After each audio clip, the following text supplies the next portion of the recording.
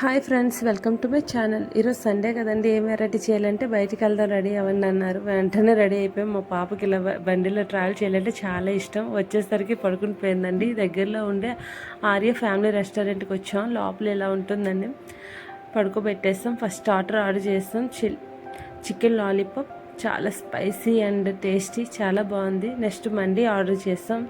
వచ్చేస్తుందండి. టొంటడాయి వచ్చేసింది. 50% తినేసరికి అలా తినాలిరా బాబోయ్ అంది. పొట్ట ఫుల్ అయిపోయిందండి.